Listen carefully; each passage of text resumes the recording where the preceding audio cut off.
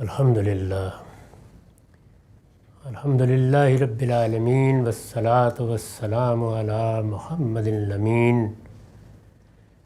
اعوذ باللہ من الشیطان الرجیم، بسم اللہ الرحمن الرحیم۔ خواتین و حضرات، ہم سورہ ہود کی آیت 91 سے درس کی ابتدا کر رہے ہیں۔ سیدنا شعیب کی سرگزشت زیر بحث ہے۔ یہ وہی سلسلہ بیان ہے جس میں قرآن مجید تاریخی شواہد سے استدلال کر رہا ہے۔ چنانچہ یہ بتایا جا رہا ہے کہ پیغمبر جس قیامت کی خبر دے رہے ہیں، یہ اللہ تعالیٰ نے اس دنیا میں بارہا برپا کی ہے، اور ان قوموں کے لیے برپا کی ہے جن کی طرف اپنے رسول بھیجے ہیں، تاکہ لوگ جو کچھ انہیں بتایا جا رہا ہے اس کی ایک جھلک یہاں دیکھ لیں۔ اسی سلسلے میں پھر ایک ایک پیغمبر کو لے کر ان کی دعوت کیا تھی یہ بتایا جا رہا ہے، ان کی قوم نے کیا رد عمل ظاہر کیا، اور پھر اللہ تعالیٰ کا فیصلہ کس طرح صادر ہوا۔ یہ عرض کیا جا چکا ہے کہ اس سے پیچھے سورہ یونس میں یہ بتا دیا گیا تھا کہ جب اللہ کے رسول آ جاتے ہیں تو قضی بینہم بالقسط وہم لا یظلمون، پھر قوموں کا فیصلہ کیا جاتا ہے اسی زمین پر۔ تو شعیب علیہ السلام نے جب یہ ساری بات ان سے کہہ دی، جس کی تفصیلات ہم اس سے پیچھے مختلف نشستوں میں سن چکے ہیں، تو انہوں نے کیا جواب دیا؟ قالوا یا شعیب ما نفقہ کثیرا مما تقول وإنا لنراک فینا ضعیفا۔ انہوں نے جواب دیا، اے شعیب، تمہاری بہت سی باتیں ہماری سمجھ میں نہیں آتی۔ دعوت حق کا یہ رد عمل بھی عالمگیر ہے، یعنی انسان جس وقت بعض چیزوں کو اختیار کیے ہوئے صدیاں گزار دیتا ہے، اس کے پیچھے ایک روایت بن جاتی ہے، تو پھر خود روایت بنائے استدلال بن جاتی ہے۔ یعنی روایت اپنی ذات میں اگر آپ تحلیل کر کے دیکھیں تو نہ بنائے استدلال ہے نہ بننی چاہیے۔ روایت خود کسی استدلال پر، کسی ریزننگ پر قائم ہوگی۔ یعنی کوئی علم و عقل کا مسلمہ ہے، کوئی مشاہدہ ہے، کوئی حقیقی واقعہ ہے، اللہ تعالیٰ کی طرف سے کوئی بات کہی گئی ہے، وہ ناقابل تردید شواہد سے اللہ ہی کی بات بن چکی ہے۔ یہ چیزیں ہیں جو بنائے استدلال ہوتی ہیں۔ انسانوں نے کوئی مشاہدہ کیا اور اس سے نتیجہ کیا نکالا، کوئی چیز دیکھی اور اس سے استنباط کیا، کسی بات کو سنا اور اس کا فہم ان کا کیا تھا، اس پر روایت بن جاتی ہے۔ اور روایت اپنی ذات میں کوئی استدلال میں پیش کرنے کی چیز نہیں ہوتی، لیکن جب بن جاتی ہے تو پھر لوگوں کی سمجھ میں وہ بات نہیں آتی جو اصل استدلال کی بنیاد پر کہی جا رہی ہوتی ہے۔ اسی کا تجربہ آپ اپنی قوم میں کرتے ہیں۔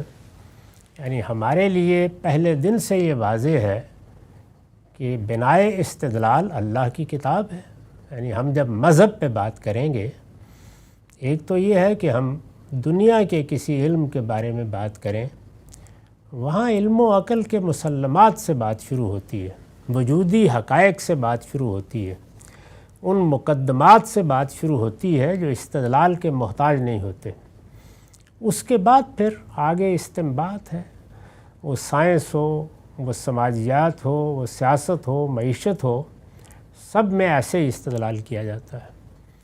لیکن جب آپ مذہب میں استدلال کریں گے تو یہاں واضح ہے بالکل کہ استدلال کی بنیاد اللہ کی کتاب ہوگی سب سے پہلے، اس کے بعد پیغمبر کی سنت ہوگی جو ایک اسٹیبلش چیز بن چکی ہے، اور پھر درجہ بدرجہ اور چیزیں بھی پیش کی جا سکتی ہیں، لیکن وہ تائیدی چیزیں ہوں گی۔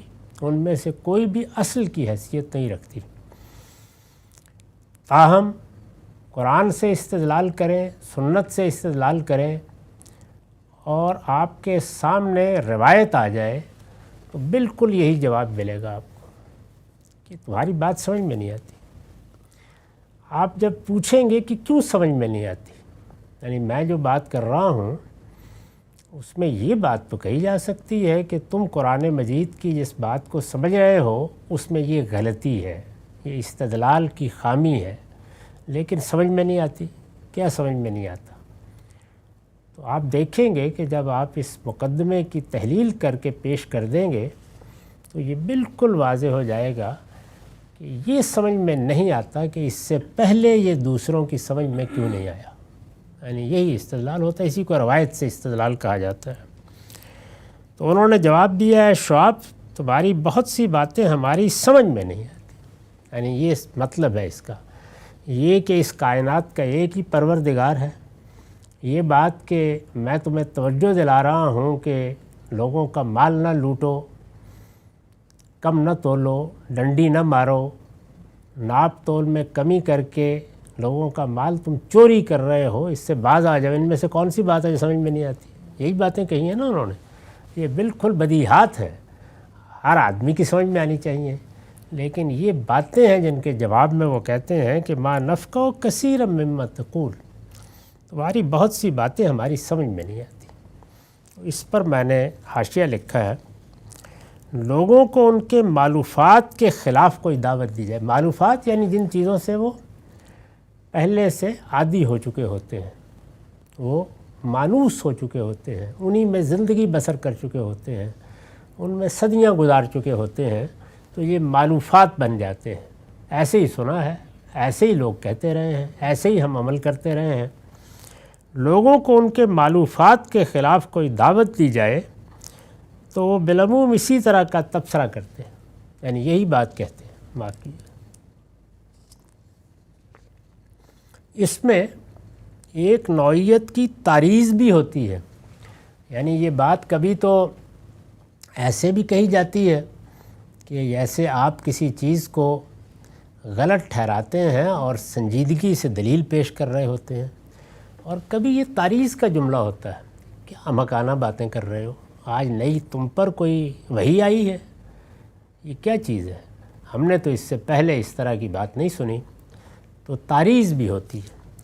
لوگوں کو ان کے مالوفات کے خلاف کوئی دعوت دی جائے تو وہ بالعموم اسی طرح کا تبصرہ کرتے ہیں۔ اس میں ایک نوعیت کی تعریض بھی ہوتی ہے کہ تمہاری باتیں سمجھنے کی کہاں ہیں، کوئی معقول آدمی ان کو سمجھنے کی کوشش ہی کیوں کرے، ایسی مہمل اور دور از کار باتیں کب کسی کی سمجھ میں آتی۔ تو ایک یہ پہلو بھی ہوتا ہے جب یہ کہا جاتا ہے کہ تمہاری بہت سی باتیں ہماری سمجھ میں نہیں آتی۔ قالوا یا شعیب ما نفقہ کثیرا مما تقول وإنا لنراک فینا ضعیفا، اور ہم تو دیکھتے ہیں کہ ہمارے درمیان تم ایک کمزور آدمی ہو، یعنی کوئی قابل ذکر آدمی ہوتے، ہمارے رہنما ہوتے، ہمارے بڑے علماء میں پیدا ہو جاتے، کسی بڑے گھرانے سے تعلق رکھتے تو چلیے ہم ایسی باتیں بھی سن لیتے، لیکن ہمیں معلوم ہے کہ تمہاری کیا حیثیت ہے، تم ہمارے درمیان ایک کمزور آدمی ہو۔ وَلَوْلَا رَحْتُكَ لَرَجَمْنَاكَ وَمَا أَنْتَ عَلَيْنَا بِعَزِيزٍ، تمہاری برادری نہ ہوتی تو ہم تمہیں سنگسار کر دیتے، یعنی ہماری روایت پر تم نے حملہ کیا ہے اور اس طرح کی نئی باتیں پیش کر رہے ہو اور ہمارے نظام کو ہدف تنقید بنا رہے ہو، ہمارے مال میں کیا تصرف کرنا ہے کیا نہیں اس کے بارے میں ہمیں مشورے دینے کی جسارت کر رہے ہو اور ہمارے عقائد پر نقد کر رہے ہو، تمہاری سزا تو یہ تھی کہ تمہیں رجم کر دیا جاتا، سنگسار کر دیا جاتا، اور ہم یہ کر گزرتے، لیکن ہماری برادری ہے، ہمیں اندیشہ ہے کہ اس سے ہمارے قبیلے میں، علاقے میں، شہر میں کچھ فساد ہو جائے گا۔ وما انت علینا بعزیز، تم ہم پر کچھ بھاری نہیں ہو، یعنی برادری ہے، کچھ لحاظ کر رہے ہیں اور یہ چاہتے ہیں کہ مصالحت سے، بات چیت سے معاملہ حل ہو جائے، ورنہ ایسا نہیں ہے کہ ہم تم سے کوئی خوف زدہ ہیں، علاج تمہارا یہی تھا، یعنی تمہاری طرح کے لوگ یہ برداشت نہیں کیے جاتے۔ تو یہ انہوں نے جواب دیا۔ قال یا قومی ارہتی اعز علیکم من اللہ، شعیب نے کہا میری قوم کے لوگوں، کیا میری برادری تم پر خدا سے زیادہ بھاری ہے؟ یعنی ڈرنا تھا تو خدا سے ڈرتے، ڈرنا تھا تو اس پروردگار کی گرفت سے ڈرتے، اس کی بارگاہ میں حاضری سے ڈرتے، لیکن یہ کیا کہہ رہے ہو تم؟ یعنی میری برادری زیادہ بڑی چیز ہے یا اس کائنات کا پروردگار بڑی چیز ہے؟ یہ دیکھیے کہ پیغمبر کا استدلال کتنا صاف ہوتا ہے، کتنا تعصبات سے بالاتر ہوتا ہے، کتنا حقائق پر مبنی ہوتا ہے، کتنا اصول کے لحاظ سے بالکل طے شدہ ہوتا ہے۔ شعیب نے کہا میری قوم کے لوگوں، کیا میری برادری تم پر خدا سے زیادہ بھاری ہے؟ وَاتَّخَذْتُمُوهُ وَرَاءَكُمْ ظَهْرِيًّا، اس کا تمہیں خوف ہے اور خدا کو تم نے بلا کر پس پشت ڈال رکھا ہے۔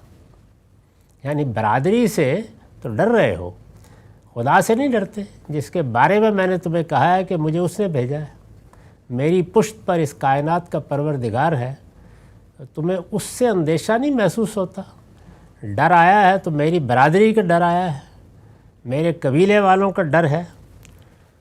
میری قوم کے لوگوں، کیا میری برادری تم پر خدا سے زیادہ بھاری ہے؟ اس کا تمہیں خوف ہے اور خدا کو تم نے بلا کر پس پشت ڈال رکھا ہے۔ وَاتَّخَذْتُمُوهُ وَرَاءَكُمْ ظَهْرِيًّا إِنَّ رَبِّي بِمَا تَعْمَلُونَ مُحِيطٌ، حقیقت یہ ہے کہ جو کچھ تم کرتے ہو میرا پروردگار اس کا احاطہ کیے ہوئے ہے۔ جس طرح کسی لشکر کو گھیرے میں لے لیا جاتا ہے، یعنی وہ اس وقت اپنے پاؤں پر کھڑا تو ہوتا ہے، اس کا حوصلہ بھی کچھ قائم ہوتا ہے، ابھی نتیجہ بھی نہیں نکلا ہوتا، لیکن وہ گھیرے میں آ چکا ہوتا ہے۔ تو انہوں نے یہ کہا کہ تمہیں شاید احساس نہیں ہے، کبھی تم میری طرف دیکھتے ہو تمہیں خیال ہوتا ہے کہ کمزور آدمی ہے، کیا حیثیت ہے اس کی، نہ اس کے پاس کوئی خدم و حشم ہے، نہ دولت ہے، نہ اقتدار ہے۔ یہ کبھی میری طرف دیکھ کر اس طرح کی باتیں کرتے ہو، کبھی میری برادری کی طرف دیکھ کر کہتے ہو کہ ان کا کچھ خیال ہوتا ہے ورنہ تمہیں سنسار کر دیتے۔ تمہیں احساس نہیں ہے کہ تم اس وقت گرفت پہ آ چکے ہو۔ میں خدا کی طرف سے آیا ہوں، میری پشت پر وہ ہے، وہ کائنات کا پروردگار ہے۔ تم پر افسوس کہ مجھے دیکھتے ہو، برادری کو دیکھتے ہو، خدا کو نہیں دیکھتے۔ لیکن میں تمہیں یہ بتانا چاہتا ہوں کہ جو کچھ تم کرتے ہو، تمہارے جو کرتوت ہیں، میرا پروردگار اس کا احاطہ کیے ہوئے، یعنی وہ تو اصل میں تمہیں گھیرے میں لے چکا۔ اب مہلت ہے، کتنی مہلت ملتی ہے یہ وہ فیصلہ کرے گا، لیکن نتیجہ اب بالکل نکل کر رہے گا۔ وَيَا قَوْمِ اعْمَلُوا عَلَىٰ مَكَانَتِكُمْ إِنِّي عَامِلٌ سَوْفَ تَعْلَمُونَ، میری قوم کے لوگوں جو کچھ کر رہے ہو اپنی جگہ کیے جاؤ، میں بھی کر رہا ہوں۔ یعنی اس وقت ہمارے اور تمہارے درمیان کردار تقسیم ہو گئے ہیں۔ یہ اسٹیج ہے، اس پر تمہیں بھی کچھ کرنا ہے، مجھے بھی کرنا ہے۔ تمہیں کیا کرنا ہے؟ یہی بہانے، یہی کٹ حجتی، یہی بحثہ بحثی، یہی الزامات، یہی گریز و فرار کے طریقے۔ مجھے کیا کرنا ہے؟ صحیح بات کہنی ہے، بے کم و کاست کہنی ہے، کسی مصالحت اور مداہنت کے بغیر کہنی ہے، اپنا فرض ادا کرنا ہے۔ تو یہ کردار تقسیم ہو گئے ہیں، اب نتیجہ نکلنا ہے۔ میری قوم کے لوگوں جو کچھ کر رہے ہو اپنی جگہ کیے جاؤ، یعنی جب تم نے فیصلہ کر لیا ہے کہ تم نے یہی کرنا ہے تو اچھی بات ہے، کرتے رہو، میں بھی کر رہا ہوں، یعنی میں اپنی ذمہ داری پوری کر رہا ہوں، تم اپنی ذمہ داری پوری کرو۔ تمہیں عنقریب معلوم ہو جائے گا، کیا معلوم ہو جائے گا؟ سوف تعلمون من یاتیہ عذاب یخزیہ ومن ہوا کاذب وارتقبوا انی معکم رقیب، تمہیں عنقریب معلوم ہو جائے گا کہ کس پر وہ عذاب آتا ہے جو اس کو رسوا کر کے رکھ دے گا اور کون اپنی بات میں جھوٹا ہے، یہ معلوم ہو جائے گا۔ یعنی میں اللہ کی طرف سے یہ پیغام لے کر آیا ہوں۔ اس وقت مہلت ہے، جو کچھ تمہیں کہنا ہے کہہ لو، جو اقدام کرنا ہے کر لو، لیکن یہ زیادہ زمانہ نہیں گزرے گا، نتیجہ سامنے آ جائے گا، اور وہ نتیجہ کیا ہوگا اس وقت بالکل اسی دنیا میں واضح ہو جائے گا کہ کون جھوٹا تھا۔ ظاہر ہے کہ یہ پیغمبر کو جھوٹا قرار دے رہے ہوتے، تم اپنی طرف سے ایک کہانی گھڑ کر آ گئے ہو، داستان سرائی کر رہے ہو، کوئی حقیقت نہیں ان باتوں کی۔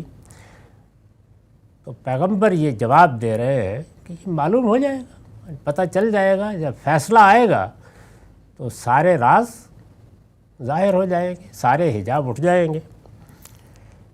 کس پر وہ عذاب آتا ہے جو اس کو رسوا کر کے رکھ دے گا؟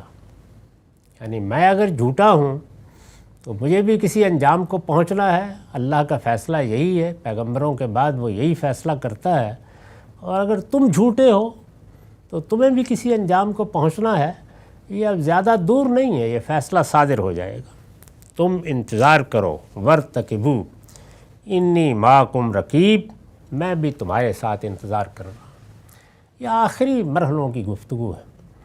قرآن مجید ظاہر ہے کہ مختلف گفتگوؤں کا اس طریقے سے خلاصہ کرتا ہے۔ آخری مرحلے میں کوئی ایک یا دو گفتگویں تو نہیں ہوئیں، ہمارے پاس قرآن مجید ہے، اس میں پیغمبر کی ساری دعوت لکھی ہوئی ہمارے سامنے ہے، اور میں نے اگر آپ میری تفسیر دیکھیں تو ہر چیز کو متعین کر کے بتا دیا ہے کہ یہ پہلے مرحلے کی صورتیں ہیں، یہ دوسرے مرحلے کی ہیں، یہ تیسرے مرحلے کی ہیں۔ تو ان میں جو اتمام حجت اور ہجرت و برات کے مرحلے کی صورتیں ہیں، یعنی آخری مرحلہ جس میں پیغمبر چھوڑتا ہے اپنی قوم کو، تو وہ کوئی ایک دو تو نہیں ہے، یعنی وہ بھی دسیوں ہیں۔ ان میں بار بار یہی چیزیں کہی گئی ہیں۔ حضرت شعیب نے بھی ایسے ہی کہی ہوں گی، بار بار کہی ہوں گی، مختلف طریقوں سے کہی ہوں گی، مختلف اسالیب میں بیان کی ہوں گی۔ اس کے بعد پھر انہوں نے یہ آخری بات بھی کر دی۔ تو قرآن نے یہاں خلاصہ کیا، وَارْتَقِبُوا إِنِّي مَعَكُمْ رَقِيبٌ وَلَمَّا جَاءَ أَمْرُنَا نَجَّيْنَا شُعَيْبًا وَالَّذِينَ آمَنُوا مَعَهُ بِرَحْمَةٍ مِنَّا۔ اس پر جب ہمارا حکم صادر ہو گیا، اس سے پیچھے بھی جتنی سرگزشتیں ہیں اس میں پیغمبر جب آخری گفتگو کر دیتا ہے تو پھر حکم صادر ہوتا ہے، یعنی اللہ کا فیصلہ سامنے آ جاتا ہے۔ وہی فیصلہ جس کو اصل قانون میں اس طرح بیان کیا ہے کہ قضی بینہم بالقسط وہم لا یظلمون، انصاف کا فیصلہ زمین پر صادر ہوتا ہے۔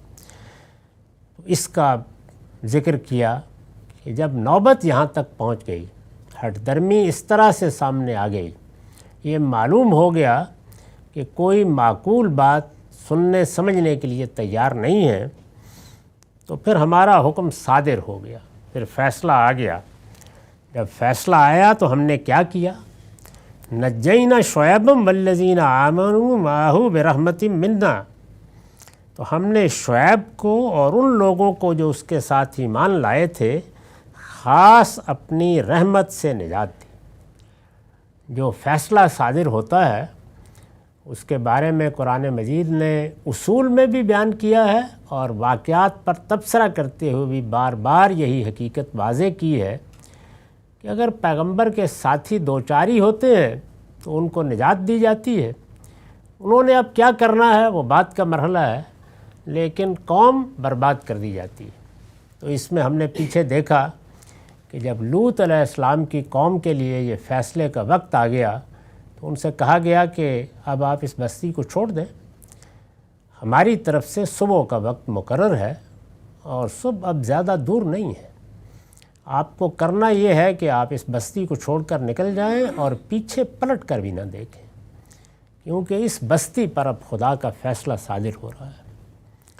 اس سے اندازہ کیا جا سکتا ہے کہ یہ قرآن مجید میں اللہ تعالیٰ کی دینونت کے ظہور کا یہ قانون کتنی بار بیان کیا گیا ہے، کس طرح دہرایا گیا ہے، کس طرح اس کے شواہد پیش کیے گئے ہیں، اور بار بار یہ بتایا گیا ہے کہ پیغمبروں کے معاملے میں یہ وہ سنت ہے، یہ وہ طریقہ ہے جس میں کبھی تبدیلی نہیں ہوتی۔ اسی کے بارے میں فرمایا ہے کہ لن تجد لسنت اللہ تبدیلا، کوئی تبدیلی اس میں کبھی نہیں۔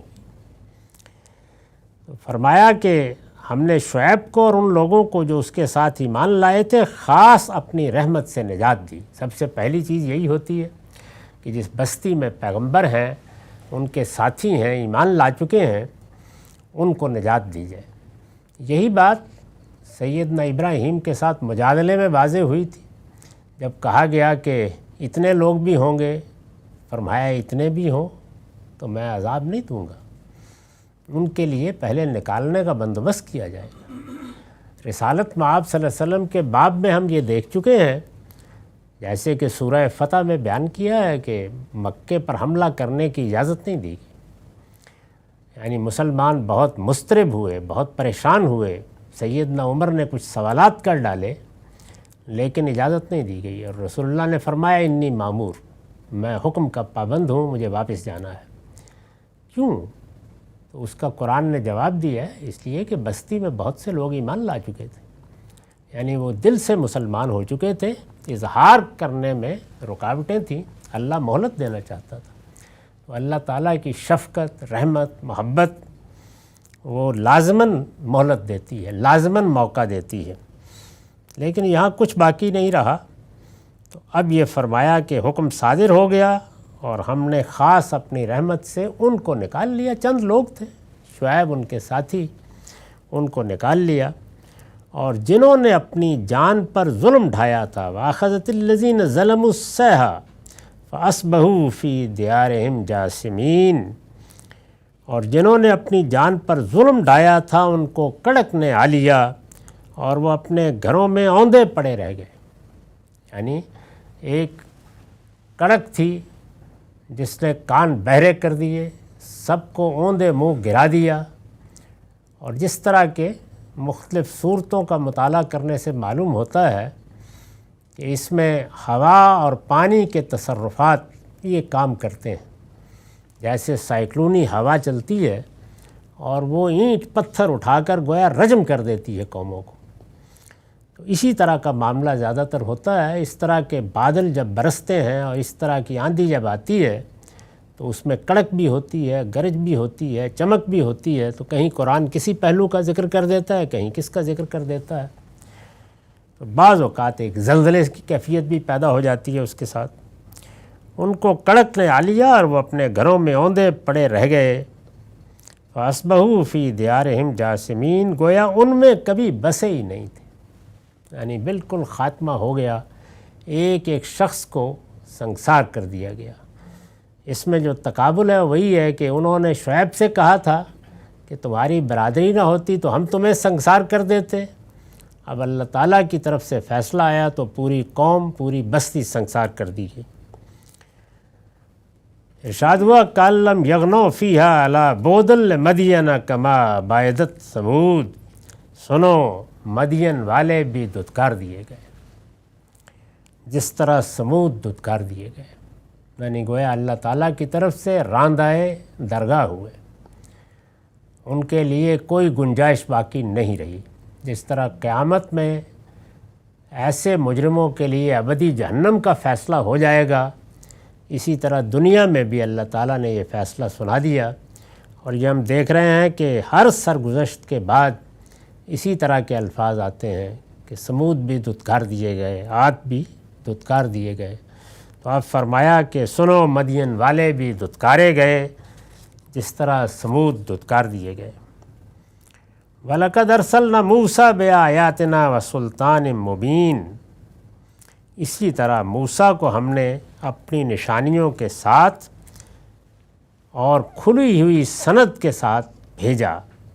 کس کی طرف بھیجا؟ اِلیٰ فرعون وَمَلَئِهِ فَاتَّبَعُوا أَمْرَ فرعون، فرعون اور اس کے سرداروں کی طرف رسول بنا کر بھیجا تھا تو انہوں نے فرعون کی بات مانی۔ وَمَا أَمْرُ فِرْعَوْنَ بِرَشِيدٍ، درا حالے کہ فرعون کی بات راست نہیں تھی۔ اب موسیٰ علیہ السلام کی سرگزشت، اس سے پچھلی سورہ میں، سورہ یونس میں موسیٰ علیہ السلام کی سرگزشت بہت تفصیل سے ہے، اور باقی سرگزشتیں بہت مختصر طریقے سے بیان ہوئی ہیں۔ یہاں الٹ ہے، یعنی باقی سرگزشتیں تفصیل کے ساتھ بیان ہوئی ہیں، اور یہ سرگزشت بہت مختصر طریقے سے، اس سے بھی صورتیں کیسے توام ہوتی ہیں، جوڑے بن جاتی ہیں، اس کو سمجھا جا سکتا ہے۔ تو فرمایا کہ موسیٰ کو ہم نے اپنی نشانیوں کے ساتھ اور ایک کھلی ہوئی سند کے ساتھ، یہ کھلی ہوئی سند کیا ہے؟ یعنی نشانیاں بھی تھیں، لیکن وہ کیا سند ہے کہ جس کے ساتھ بھیجا؟ سند کا مطلب یہ ہے کہ کوئی شخص کسی سلطان کی طرف سے، بادشاہ کی طرف سے اگر آیا ہے تو اپنا پروانہ تقرر لے کے آئے گا۔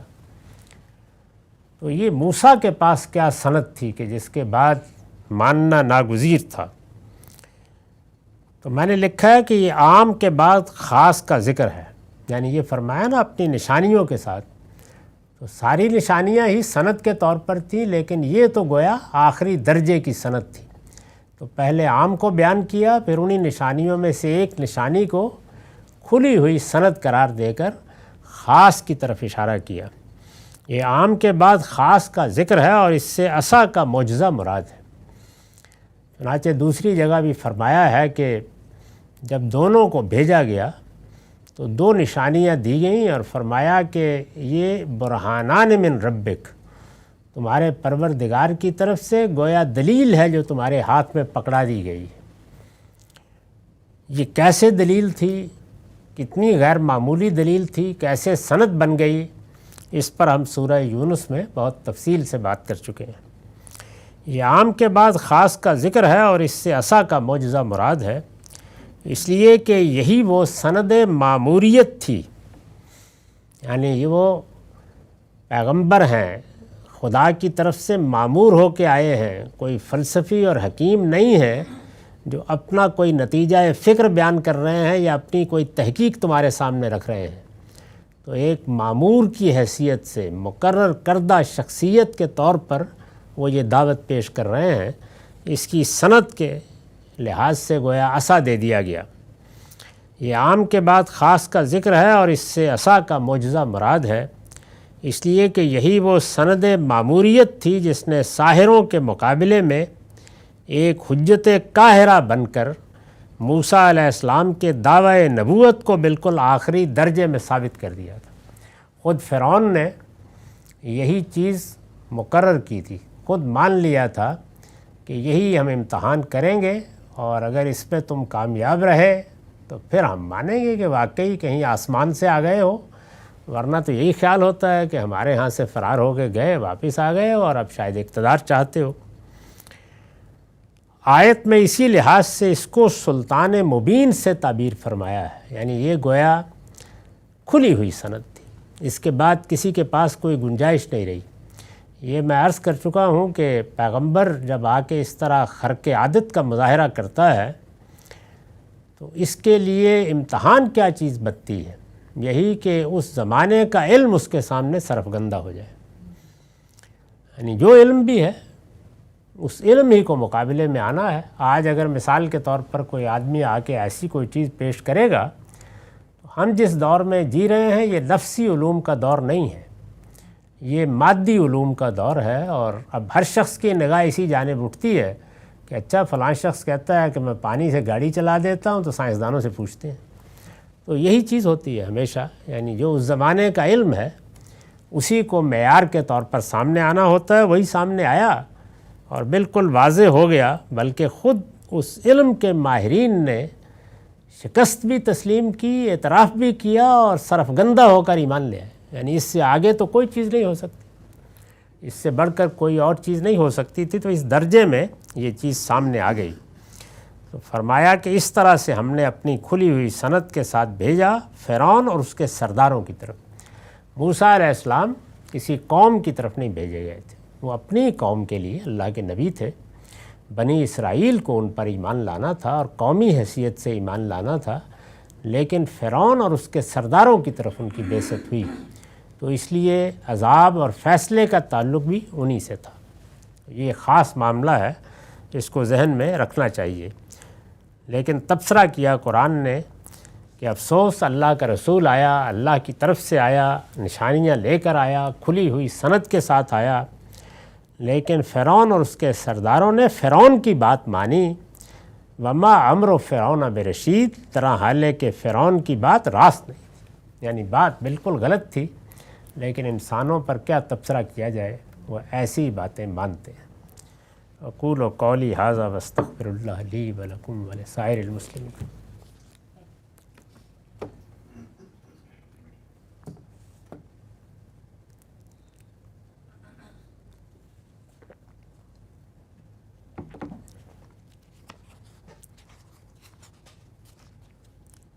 بسم اللہ الرحمن الرحیم۔ ہم جس باب کی روایتوں کا مطالعہ کر رہے ہیں یہ عذاب قبر کا باب ہے، اور میں اس کے بارے میں ابتدا میں واضح کر چکا ہوں کہ قرآن مجید سے اس کے حدود بالکل متعین ہو جاتے ہیں، یعنی ان کے لیے عذاب ہے اور مرنے کے فوراً بعد شروع ہو جاتا ہے۔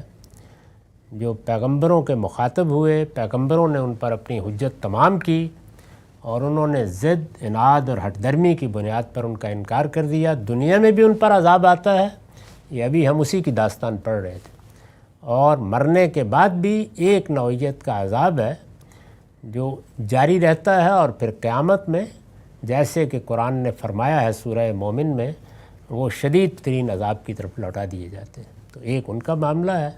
دوسرے یہ کہ جن لوگوں کو اللہ تعالیٰ توفیق دیتا ہے کہ وہ پیغمبروں پر ایمان لاتے ہیں، صدیقین ہوتے ہیں، شہداء ہوتے ہیں، صالحین ہوتے ہیں، ان کے لیے بھی اللہ تعالیٰ راحت کا اہتمام کرتے ہیں۔ سب پر نیند کی حالت طاری ہوتی ہے، لیکن ان کے لیے راحت کا اہتمام ہوتا ہے، ان کے لیے خوشخبریاں ہوتی ہیں، اور ہما شما جن کے بارے میں یہ کہا جا سکتا ہے کہ نیکی بھی کی، برائی بھی کی، برے بھلے اعمال جمع ہوئے، جس کو قرآن نے بیان کیا ہے کہ خلطوا عملا صالحا وآخر سیئا، ان کو سلا دیا جاتا ہے۔ قیامت میں ان کے ساتھ معاملہ ہوگا، ان کے لیے یہ دنیا بس خاموشی کی دنیا ہوتی ہے۔ یہی چیز ان روایتوں سے بالکل واضح ہو جائے گی، یعنی کوئی چیز روایتوں میں اس سے مختلف نہیں بیان ہوئی۔ اس وقت جس روایت کو ہم پڑھ رہے ہیں یہ صحیح ابن حبان سے ہے، اور اس کا رقم میں بتا چکا ہوں کہ 3113 ہے۔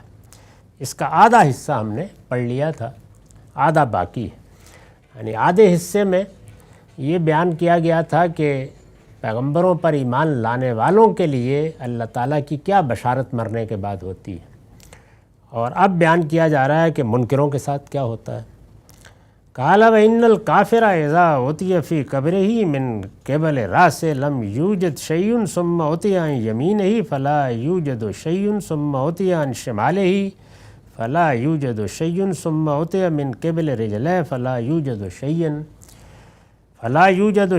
فيقال له اجلس فيجلس خائفا مروبا فيقال له أرأيتك هذا الرجل الذي كان فيكم ماذا تقول فيه وماذا تشهد به عليه فيقول أي رجل فيقال الذي كان فيكم فلا يهتدي لاسمه حتى يقال له محمد فيقول ما أدري سمعت الناس قالوا قولا فقلت كما قال الناس فيقال له صدقت على ذلك حييت وعلى ذلك مت وعلى ذلك تبعث إن شاء الله ثم يفتح له باب من أبواب النار فيقال له هذا مقعدك من النار وما أعد الله لك فيها فيزداد حسرة وصبورا ثم يفتح له باب من أبواب الجنة فيقال له ذلك مقعدك من الجنة وما أعد الله لك فيه لو أطعته فيزداد حسرة وصبورا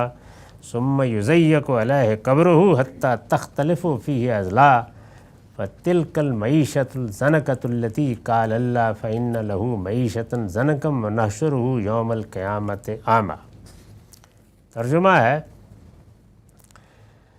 فرمایا اور مرنے والا اگر کافر ہو، یعنی پہلے رسول اللہ پر ایمان لانے والے، پیغمبروں پر ایمان لانے والے زیر بحث تھے، اب جو منکر ہو گئے، یعنی پیغمبر آئے، پیغمبروں نے اتمام حجت کیا، دعوت دی، قوموں کے اندر سے اٹھے، پیغمبروں کو براہ راست انہوں نے دیکھا لیکن انکار کر دیا، اور مرنے والا اگر کافر ہو تو فرشتے جب اس کی قبر میں سرانے کی طرف سے آتے ہیں تو وہاں کوئی چیز نہیں ہوتی، پھر اس کے دائیں طرف سے آتے ہیں تو وہاں بھی کوئی رکاوٹ نہیں ہوتی، پھر اس کے بائیں طرف سے آتے ہیں تو وہاں بھی کوئی رکاوٹ نہیں ہوتی، پھر اس کے پاؤں کی طرف سے آتے ہیں تو وہاں بھی کوئی مانع نہیں ہوتا۔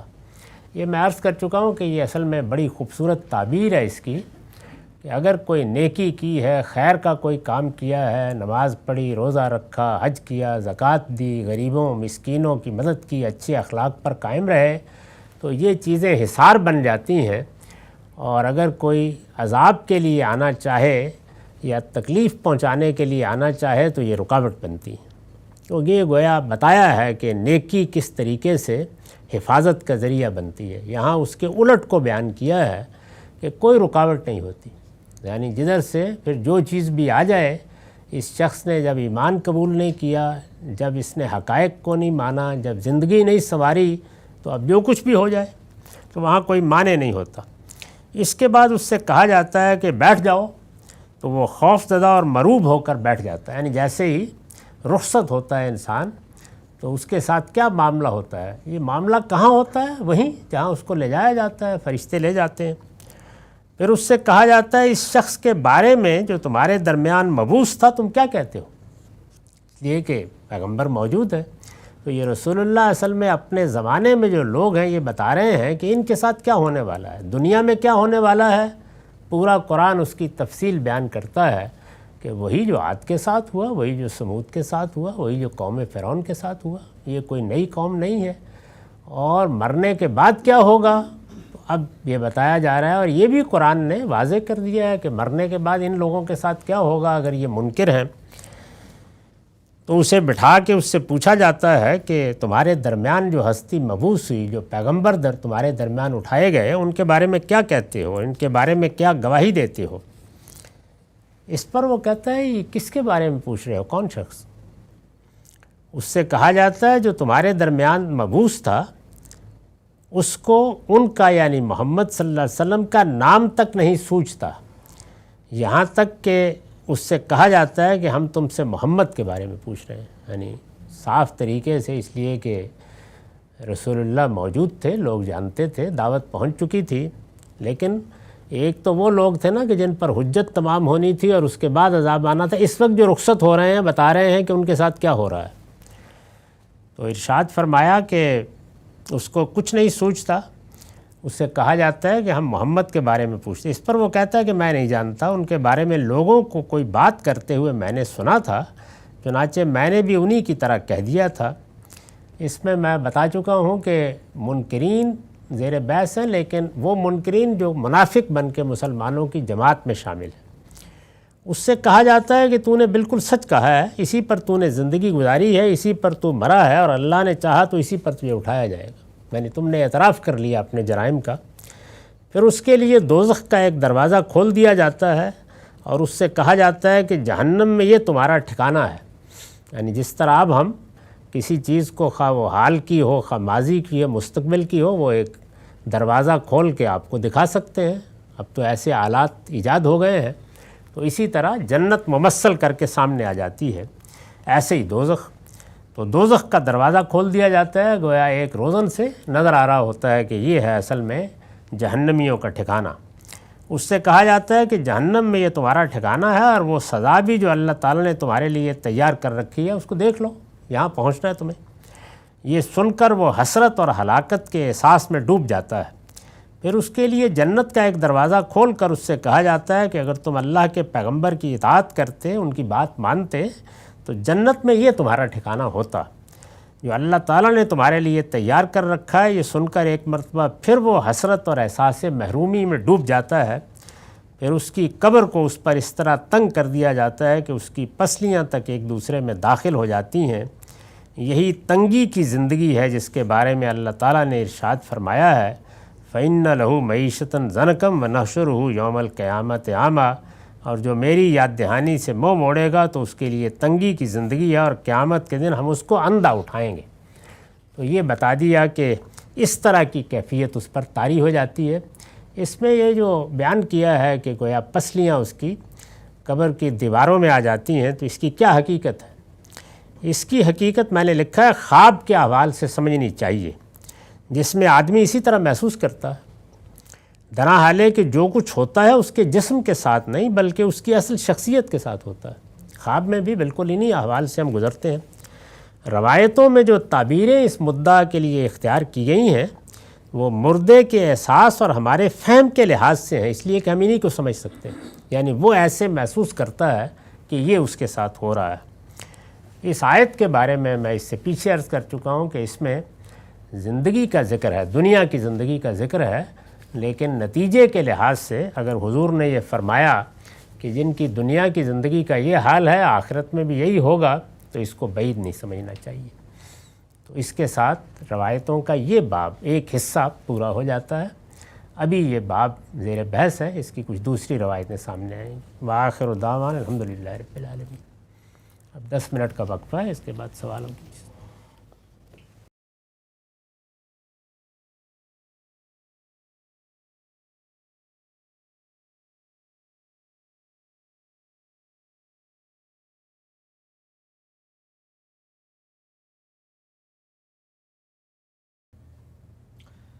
بسم اللہ الرحمن الرحیم۔ السلام علیکم۔ غامدی صاحب کے ساتھ ہفتہ وار سوال و جواب کی براہ راست نشست کو لے کر ڈیلس امریکہ غامدی سینٹر سے حاضر خدمت ہیں۔ آغاز کرتے ہیں۔ ہم سب بہت شکریہ آپ کے وقت کا۔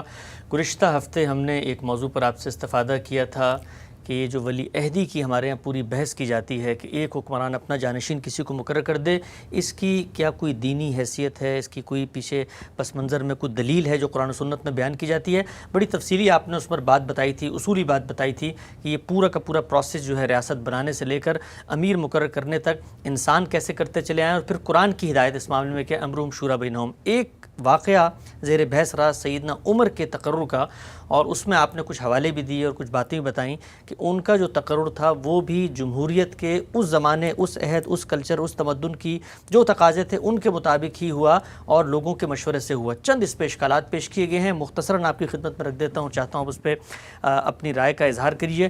سب سے پہلے یہ بات ہے کہ کہا جاتا ہے کہ سیدنا ابوبکر نے رخصت ہوتے ہوئے جو الفاظ ادا کیے ہیں وہ تو یہ کہا ہے کہ قد انی استخلفت علیکم بعد عمر ابن الخطاب، کہ میں اس کو خلیفہ بنا رہا ہوں۔ اور جہاں تک آپ نے مشورے کی بات کی تو مشورہ تو ہر معاملے میں ہوتا ہے، ہم تو دیکھتے ہیں کہ ڈکٹیٹرز بھی مشورہ لیتے ہیں، کابینہ بنی ہوئی ہوتی ہے، فرعون کی بھی کابینہ تھی، انہوں نے بھی مشورہ لیا، خود سیدنا یوسف سے مشورہ لیا، لیکن کیا مشورہ لینے کے بعد سیدنا ابوبکر نے یہ کہا کہ اب میں باؤنڈ ہوں آپ کے اس مشورے میں؟ کہا جاتا ہے کہ نہیں، وہاں پر سیدنا ابوبکر نے انتخاب کر دیا ہے اور پھر ایک مفید، جس کو آپ کہتے ہیں اضافی طور پہ لوگوں سے مشورہ بھی لے لیا ہے، اور پھر مشورے میں جو باتیں سامنے آئیں بعض لوگوں نے یہ اعتراض کیا کہ جی ان کا رویہ ذرا سخت ہے، تو اس کو انہوں نے نظر انداز کر دیا اور بیٹھ کے جو ہے وہ وصیت لکھوا دی۔ پھر مشورہ بھی سب سے کہاں لیا گیا؟ چند لوگوں سے مشورہ لیا گیا۔ اگر امرہم شورا بینہم کی بات تھی تو پھر تو سب سے مشورہ لیتے، چند لوگوں سے مشورہ ہوا، سب سے مشورہ بھی نہیں ہوا۔ اور یہ کیوں نہیں کہا جا سکتا کہ یہ سب کا سب عمل سیدنا ابوبکر نے کیا اور اس کے بعد کے مراحل ہیں جو پھر یہ سامنے آ جاتے ہیں؟ کیا فرمائیں گے اس بارے میں؟ اور یہ بھی کہ ولی عہدی کو جو آپ نے تغلب کے ایک سلسلے میں لے لیا ہے، خود ہم دیکھتے ہیں کہ سیدنا امیر معاویہ نے بھی آخر مشورہ ہی کیا تھا اور وہاں پر آگے ایک شخص کو مقرر کر دیا، لیکن جانشینی کا یہ پورا تصور ہمیں نظر آ رہا ہے خلفاء کے۔ اس میں کیا شک ہے کہ مشورہ کیا؟ یہ تو آپ نے اپنی ساری گفتگو میں قبول فرما لیا۔ مشورہ کیوں کیا گیا؟ اس میں خود سیدنا صدیق نے کوئی بات فرمائی ہے؟ انہوں نے کہا ہے کہ یہ ایک فرض کفایہ تھا، میں اس کو ادا کر رہا ہوں۔ یہ کہ میری بصیرت پر امت نے اعتماد کر کے مجھے یہ اختیار دیا ہے کہ میں اب جس کو چاہوں نامزد کر دوں، ایسی کوئی بات انہوں نے فرمائی ہے؟ اگر انہوں نے ایسی کوئی بات نہیں فرمائی تو آپ یہی کہیں گے نا کہ ایک عمل ہوا ہے، یعنی مشورہ لینے کا عمل ہوا ہے۔ اور یہ مشورہ کن لوگوں سے لیا گیا ہے؟ ارباب حل و عقد سے لیا گیا ہے۔ میں نے یہ عرض کیا تھا کہ ابن سعد نے ان لوگوں کے نہ صرف یہ کہ نام لکھ دیے ہیں بلکہ یہ بھی بتایا ہے کہ انہوں نے کیا تبصرے کیے، یعنی جب ان سے مشورہ مانگا گیا تو انہوں نے کیا مشورہ دیا۔ یہ بھی عرض کیا تھا کہ نہ صرف یہ کہ بعض لوگوں نے مثبت باتیں کہیں بلکہ ایک دو منفی تبصرے بھی ہوئے، اور سیدنا صدیق نے ان کو نظر انداز نہیں کیا، مطمئن کیا ہے۔ ایسے ہی جس طریقے سے اگر کوئی بڑا رہنما لوگوں سے مشورہ کرتا ہے تو وہ ان کی بات سنتا ہے، دیکھتا ہے، جانتا ہے، اس کے بعد وہ اپنی رائے بھی دیتا ہے، اور اگر اس سے کوئی اختلاف کرے تو اس اختلاف پر ان کو مطمئن بھی کرتا ہے۔ بالکل اسی طریقے سے انہوں نے یہ کیا۔ یہ مشورہ کیا چند لوگوں سے کیا گیا؟ اگر آپ ابن سعد کو نکال لیں جو ظاہر ہے کہ اس معاملے میں اولین ماخذ ہے، تو وہاں آپ کو یہ الفاظ ملیں گے، اور میرا خیال ہے کہ ہر سچے طالب علم کو پوری بات بیان کرنی چاہیے. یہ الفاظ ملیں گے کہ فلاں سے مشورہ کیا، فلاں سے مشورہ کیا، اس نے یہ جواب دیا، اس نے یہ جواب دیا، اس کے بعد وغیرہما من المہاجرین والانصار، یعنی آخری 2 آدمیوں کا ذکر کرتے ہوئے یہ کہا اور ان کے سوا دوسرے تمام مہاجرین و انصار سے. اچھا، تو یہ چند لوگ ہیں. یعنی یہ ترجمہ اس کا کیا جا سکتا ہے جو میں نے کر دیا ہے، درحال ہے کہ میرے نزدیک یہاں مہاجرین و انصار میں عہد ہے، یعنی تمام مہاجرین و انصار سے انہوں نے مشورہ نہیں کیا. اس کا عطف چونکہ پیچھے لیڈروں اور رہنماؤں پر ہوا ہے تو ان کی مراد یہ ہے کہ فلاں سے بھی، فلاں سے بھی، اور ان کے علاوہ دوسرے ارباب حل وقت سے بھی جو مہاجرین و انصار میں، یعنی ان کے جو ریپرزنٹیٹیو تھے. ظاہر ہے کہ جو ارباب حل وقت ہوتے ہیں قدیم قبائلی نظام میں ہوں، آج کے زمانے میں ہوں، انہی سے مشورہ کیا جاتا ہے. یہ مشورہ ہر شخص سے آج بھی ممکن نہیں ہے. یعنی اس وقت بھی آپ جمہوریت میں کیا طریقہ اختیار کرتے ہیں، پہلے لوگ اپنے نمائندے منتخب کرتے ہیں، پھر ان کے ذریعے سے آپ چیزوں کا فیصلہ کرتے ہیں. میں اپنی کتاب مقامات میں یہ پوری داستان لکھ چکا ہوں. اسی طرح برہان میں امرہم شورا بینہم کے زیر عنوان میں نے یہ ساری تاریخ بیان کر دی ہے، اور اس پہ یہ بھی بتایا ہے کہ لوگوں کے نمائندوں کے ذریعے سے یا ارباب حل و عقد کے ذریعے سے، ارباب حل و عقد ہمارے ہاں لوگوں کے نمائندوں کے لیے پرانی تعبیر ہے، یعنی کھولنے والے باندھنے والے ہر قوم میں ہوتے ہیں. تو میں یہ عرض کر چکا ہوں کہ خود رسالت بآب صلی اللہ علیہ وسلم نے یہ روایت قائم کر دی تھی. یعنی حوازن کے قیدیوں کے بارے میں جب آپ کو ضرورت محسوس ہوئی کہ آپ لوگوں سے مشورہ کریں اور ان کی رائے لیں، تو اس موقع پر ایک ہنگامہ سا برپا ہو گیا. بہت لوگ تھے، یعنی بتایا جاتا ہے کہ کوئی 10,000 کے قریب لوگ تھے. تو اس میں بات نہیں پہنچی تو آپ نے فرمایا کہ میرے لیے سمجھنا مشکل ہو رہا ہے، کوئی یہاں سے بول رہا ہے، کوئی وہاں سے بول رہا ہے، تم اپنے عرفا بھیجو، یعنی اپنے نمائندے بھیجو میرے پاس. تو ان لوگوں نے آ کے رسالت پاک صلی اللہ علیہ وسلم کے سامنے یہ بات رکھی. ایسے ہی ہر قوم میں بعض لوگ بہت نمایاں ہوتے ہیں. اب تو آپ انتخابات کرا کے فیصلہ کرتے ہیں نا. آپ کی کتنی آبادی ہے؟ 22 کروڑ کے قریب پاکستان میں. ان میں آپ نے کوئی 350 پونے 400 کے قریب نمائندے. اس وقت کتنی آبادی تھی آپ کی؟ جو اس وقت کانسٹیٹوئنسی ہے، ایک کانسٹیٹوئنسی یا ایک قومی اسمبلی کا حلقہ، اس میں 4 لاکھ تک لوگ ہوتے ہیں. جی، اس سے زیادہ پورے جزیرہ نما عرب کی آبادی نہیں تھی. اچھا. تو اتنی مختصر سی آبادی میں اور کتنے لوگ چاہیے کہ وہ ان کی نمائندگی کریں. اس وقت اگر پاکستان میں ہمارا موجودہ نظام قابل عمل نہ رہے، کوئی آفت آ گئی، کوئی طوفان آ گیا، کوئی ایسی چیز ہو گئی، نہ آپ کی اسمبلی موجود ہے کہ لوگوں سے رائے لی جا سکے، نہ انتخابات کرانے مقصود ہیں، تو میں آپ کو بتاؤں کہ پھر کون لوگ اگر فیصلہ کرنا پڑا تو کریں گے؟ کون کریں گے؟ 3 قومی جماعتوں کے سربراہ، 3 مقامی جماعتوں کے سربراہ. یہ ہے آپ کی پوری 22 کروڑ کی اس وقت نمائندگی. اچھا. اور یہ فیصلہ مانا جائے گا، کر کے دیکھ لیں، مانا جائے گا، نافذ ہوگا. اس لیے کہ یہ ہم جانتے ہیں کہ وہ 370 یا اس سے زیادہ لوگ بھی اصل میں انہی لوگوں کے پیچھے ہوتے ہیں. ایسا ہی ہوتا ہے نا. تو یہ جب پارٹیوں کے سربراہ ہیں، یہ اسی طریقے سے اب گویا پوری قوم کی نمائندگی کے منصب پر ہوتے ہیں. آپ کو جب کبھی درمیان میں کوئی نازک مرحلہ پیش آ جاتا ہے تو آپ کیا کرتے ہیں؟ آل پارٹیز کانفرنس وہی منعقد کرتے ہیں. تو مہاجرین و انصار کے 2 گروہ تھے وہاں پہ، چند لاکھ کی آبادی کو وہی ریپرزنٹ کر رہے تھے. وہ آبادی مسلمانوں کی آبادی شمار ہوتی تھی، اس لیے کہ اس وقت جو ریاست قائم ہوئی وہ فتوحات کے اصول پر قائم تھی، اس میں باقی لوگوں سے رائے کی ضرورت نہیں تھی. تو ان کو فیصلہ کرنا تھا. جو فاتحین ہیں ان کی نمائندگی مہاجرین و انصار کرتے تھے، اور مہاجرین و انصار کی لیڈرشپ یہی 8-10 افراد تھے جن کی طرف رجوع کیا جا سکتا تھا. تو سیدنا صدیق نے ان سب کی طرف رجوع کیا. الفاظ میں پھر عرض کر دوں کہ 4 لوگوں کا ذکر کر کے آخری 2 کے بارے میں جب ان کا تبصرہ نقل کر دیا تو فرمایا وغیرہما من المہاجرین والانصار. تو اس لیے یہ بات صحیح نہیں ہے کہ 2-4 لوگوں سے مشورہ کیا، ان سب لوگوں سے مشورہ کیا جو مہاجرین و انصار کے ارباب حل وقت تھے اور جن سے مشورہ کرنا چاہیے تھا. یہ تو ہے واقعے کا بیان. اب یہ سوال پیدا ہوتا ہے کہ خود سیدنا صدیق نے تو یہ سب بیان نہیں کیا، جیسے میں نے پہلے عرض کیا، یعنی انہوں نے تو نہیں بتایا. تو اب مجھے سیدنا صدیق کے اس عمل کو سمجھنے کے لیے 3 صدی بعد کے فقہا اور متکلمین کی طرف رجوع کرنا چاہیے یا قرآن کی طرف رجوع کرنا چاہیے؟ قرآن یعنی ان کے پیچھے کون ہے؟ اللہ کی کتاب ہے نا.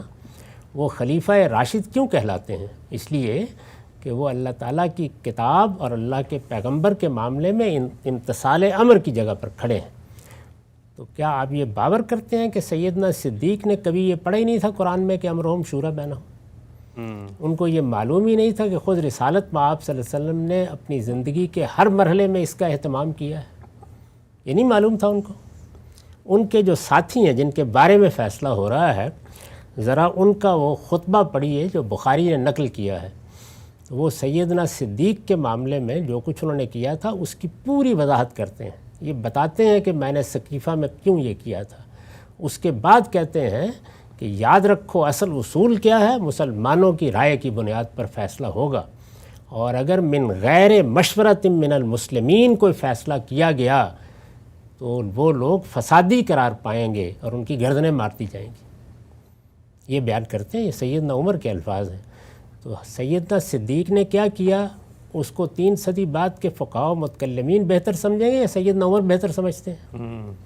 تو قرآن مجید نے جب یہ بتا دیا کہ امرہم شورا بینہم، تو اس لیے یہی حسن ظن ہونا چاہیے، یہی سیاست کا صحیح فہم ہونا چاہیے کہ سیدنا صدیق کے سارے عمل کو اسی روشنی میں دیکھا جائے، اور ایسے ہی دیکھنا چاہیے.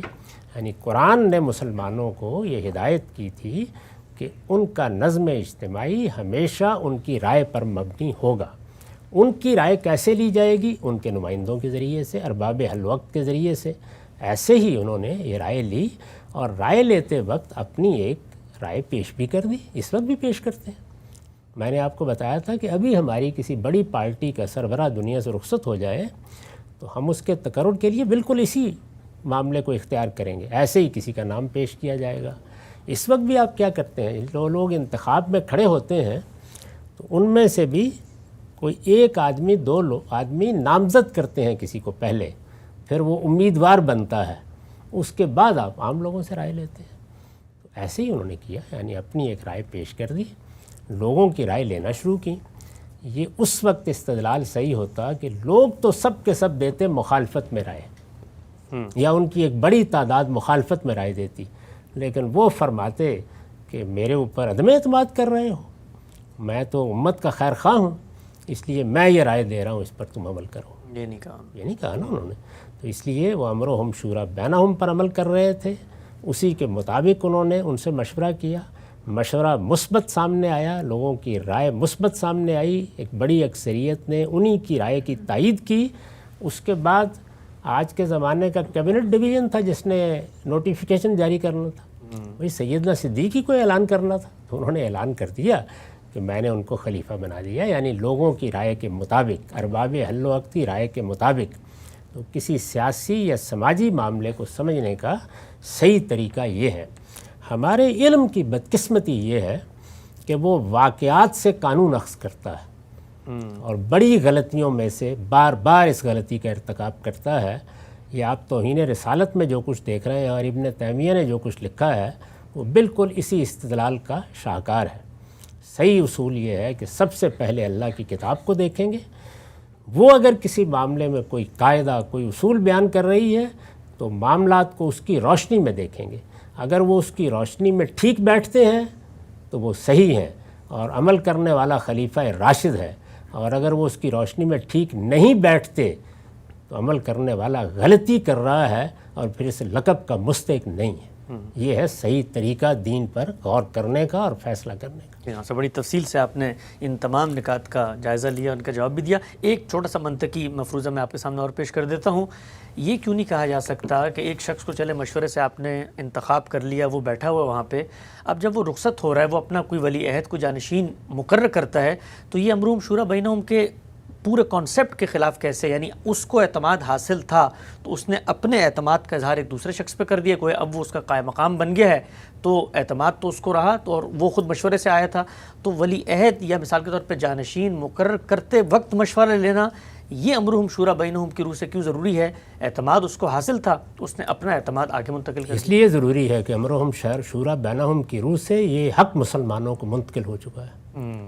یعنی یہ وہ جورسڈکشن ہی نہیں ہے کہ جس میں امیر المومنین یا مسلمانوں کا کوئی امام یہ فیصلہ کرے. اور ہر انتخاب اس کا اپنا وجود اپنے جواز کے لیے جن کا محتاج ہے انہی کو اب حق ہے کہ وہ اگلا فیصلہ بھی کریں، اور وہ اس کے انتخاب کے دوران عدم اعتماد بھی کر سکتے ہیں اس پر. پورا حق رکھتے ہیں. اس لیے کہ جب خدا نے اختیار ان کو دیا ہے، بینہم کو دیا ہے، تو پھر اس کے بعد یہ کیسے ہو سکتا ہے کہ کوئی ایک شخص ان کا یہ حق استعمال کر لے؟ ہاں وہ حق دے دیں کہ آپ فیصلہ کر دیں، ٹھیک ہے بالکل. تو اس لیے جیسے ہی کوئی شخص دنیا سے رخصت ہو رہا ہے تو اب یہ دنیا میں جو کچھ وہ تصرفات کر رہا تھا وہ بھی اس لیے جائز تھے کہ اس کو اس اصول پر منتخب کیا گیا تھا. تو اب جو وہ کوئی فیصلہ کرے گا اس فیصلے کو بھی ارباب حل و عقد کے ساتھ مشورے کے مرحلے سے گزرنا ہے، ان کی تائید حاصل کرنی ہے. اس کے بغیر اس کی کوئی حیثیت نہیں. بحث ولایت عہد پر نہیں ہے، یعنی آپ اپنے بعد کسی حکمران کا اعلان کریں، بحث اس پہ نہیں ہے. بحث اس پہ ہے کہ آپ نے وہ اعلان کیسے کیا ہے، اس نتیجے تک آپ کیسے پہنچے ہیں. تو وہ لازماً ارباب حل و عقد کے مشورے سے ہونا چاہیے. اعلان وہ کر دیں، کوئی اور کر دے، اس سے کوئی فرق واقع نہیں. ٹھیک ہے شاہم صاحب، ایک مختصر سے نقطہ میں چاہتا ہوں اسی بحث میں سمیٹ کے اس کو ہم خاتمے کی طرف لے کے جائیں. آپ جب یہ فرماتے ہیں کہ ارباب حل و عقد کے مشورے سے، ہمارے جو مذہبی علماء ہیں اس کو ذرا تھوڑا سا اور ری ڈیفائن کرتے ہیں. وہ کہتے ہیں کہ وہ مذہبی زعمائے قوم، وہ مذہبی علماء جن کو دین اور شریعت کا علم حاصل ہے، اس لیے کہ اللہ تعالیٰ نے تو جب صحابہ کو کہا کہ آپس میں مشورہ کر کے کام کرو، تو صحابہ تو وہ تھے جو اللہ کے رسول کی صحبت میں بیٹھے، قرآن حدیث ان کے پاس سنت کا علم ہر چیز موجود ہے. یہ آج کے دور میں کیسے ہو سکتا ہے کہ ایک گاما مستری اٹھے اور یہاں پر شیخ الحدیث بیٹھے ہوں، دونوں مل کے مشورہ دے کے حکمران کا انتخاب کر لیں؟ شیخ الحدیث حدیث پڑھائے اس لیے کہ قوم کا اعتماد اس کو حاصل نہیں ہے. یہ فیصلہ ان لوگوں کو کرنا ہے جن کو قوم کا اعتماد حاصل ہے. مجھے یہ بتائیے کہ جب سیدنا عمر دنیا سے رخصت ہو رہے تھے تو انہوں نے اس موقع کے اوپر عبداللہ بن عباس رضی اللہ عنہ کو، اسی طرح سے قرآن کے بڑے بڑے علماء کو، عبداللہ بن مسعود کو، اسی طرح عبداللہ بن عمر کو، ان کو کیوں نہیں بٹھایا وہاں پہ؟ علماء تو یہ تھے، وہ لوگ جن کو لوگوں کا اعتماد حاصل ہے. یعنی ایک عالم کی طرف رجوع کیا جاتا ہے اس کے علم کے لیے. وہ قرآن کا عالم ہے، وہ سماجیات کا عالم ہے، وہ سائنس کا عالم ہے، یہ آئیں گے نا اس سے سیکھنے کے لیے. سیاسی فیصلے کے لیے یہ نہیں دیکھا جاتا، وہاں یہ دیکھا جاتا ہے کہ لوگوں کا اعتماد کس کو حاصل ہے. لیکن اس میں اگر سیاسی فیصلہ کرنے کی صلاحیت نہ ہو ایک عام آدمی میں، تو یہ کون فیصلہ کرے گا کہ یہ آپ میں صلاحیت زیادہ ہے؟ میں نے تو ایسے ایسے مغفل دیکھے ہیں علماء جن کو دائیں بائیں کا پتہ نہیں ہوتا، محتمم کا انتخاب بھی نہیں کر سکتے. یہ آپ پوری قوم کی بات کر رہے ہیں، یہ قوم ہی فیصلہ کرے گی. یعنی اس کا فیصلہ باہر بیٹھ کر میں نے یا آپ نے نہیں کرنا. کوئی بڑا نیک ہو سکتا ہے، بڑا متقی ہو سکتا ہے، بڑا پرہیزگار ہو سکتا ہے، لیکن قومی لحاظ سے اس کو نمائندگی حاصل نہیں. ابھی میں نے آپ کو بتایا کہ اگر یہ سارا نظام اس وقت قابل عمل نہ رہے جو ہمارے ملک میں قائم ہے، تو 22 کروڑ عوام کی نمائندگی یہ میں کروں گا، مفتی تقی عثمانی صاحب کریں گے، کوئی اور عالم کرے گا. کون کرے گا؟ یہ وہی لوگ کریں گے جو سیاسی جماعتوں کے سربراہ ہیں، اور وہی فیصلے کریں گے اور ہمیشہ کرتے رہے ہیں. یہی صحیح طریقہ ہے. آپ اگر صحابہ کرام کے زمانے میں دیکھیں تو یہ فیصلے انہی لوگوں نے کیے ہیں، اس میں اس کی کوئی اہمیت نہیں. ہاں البتہ کوئی آدمی عالم بھی ہے اور وہ لوگوں کا اعتماد بھی حاصل کر چکا ہے. یہ ہوتا بہت کم ہے، لیکن اگر کبھی ہے تو ٹھیک ہے. اس میں فیصلہ کن چیز لوگوں کا اعتماد ہے، نہ کہ اس کا سائنسدان ہونا، اس کا عالم ہونا. یہاں تو آئنسٹائن کا ووٹ اور ایک عام آدمی کا ریڑھی لگانے والے کسان کا ووٹ ایک ہی ہوگا. اس لیے کہ یہ معاملہ سیاسی فیصلے کا ہے، اس کا اس سے کوئی تعلق نہیں. یہ افلاطونیت نہ پہلے چلی ہے، نہ اب چلے گی، نہ یہ کوئی قابل عمل چیز ہے. اور اگر یہ معیار آپ بنا لیں تو اس کے بعد پھر آپ کو بتانا پڑے گا کہ کون بتائے گا کہ کون اہل ہے اور کون نہیں ہے. بتانا پڑے گا نا. تو یہ بتائیے پھر اس کا کوئی معیار دریافت کر لیا گیا ہے. اس میں تو سب سے اچھا طریقہ یہ ہے کہ پھر علماء کے پاس کیوں جائیں. ہماری بیوروکریسی میں ہزاروں کی تعداد میں لوگ ہوتے ہیں، پھر چیف سیکرٹری کو بنا دینا چاہیے، اس لیے کہ تجربہ بھی اس کا ہوتا ہے کوئی 40-50 سال کا. اصول وہی ہے، امرہم شورا بینہم. لوگوں کو خدا نے حق دیا ہے، وہی فیصلہ کریں گے. ہم سب لوگوں کو خدا نے حق دیا ہے، وہی فیصلہ کریں گے. وقت ہمارا یہاں پہ ختم ہوتا ہے. انشاءاللہ دوبارہ حاضر خدمت ہوں گے. اب تک آپ کا بہت شکریہ.